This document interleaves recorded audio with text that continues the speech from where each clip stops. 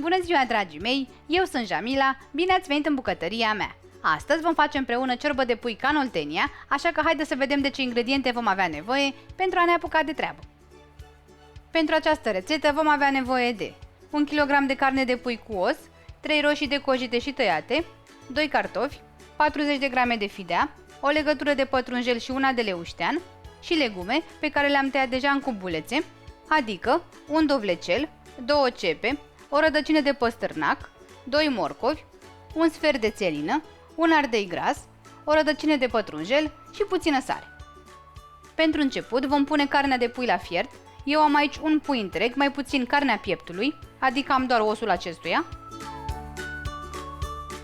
Folosesc un pui de țară pentru că este mai gustos, însă orice fel de carne de pui este bună. Adăugăm sare și fierbem carnea până când spuma se va forma la suprafață. Când spuma s-a format, începem să spumăm.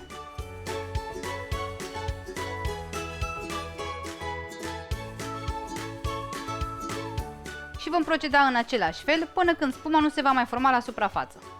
Fierbem bine carnea și spumăm din când în când.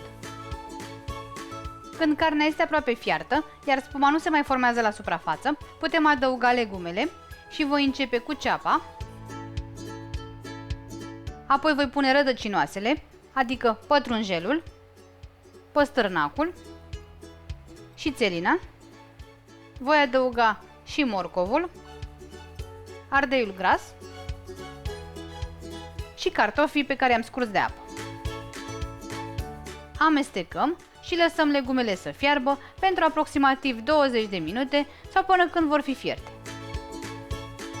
Când legumele au fiert, putem adăuga și dovleceii și roșiile decojite și tocate. Pentru că această ciorbă este făcută după rețeta bunicii mele din Oltenia, nu voi pune deloc borș în ea, ci voi acri cu roșiile pe care le-am pus, așa că voi, dacă doriți, puteți adăuga o cană de borș sau după gust. Voi adăuga și fideaua, pe care o puteți omite sau puteți pune zdrențe de ou, și voi adăuga puțină sare după gust. Amestec puțin și las ciorba să fiarbă pentru aproximativ 5 minute sau că să fie gata și dovleceii și roșiile. Ciorba este gata, așa că voi opri focul.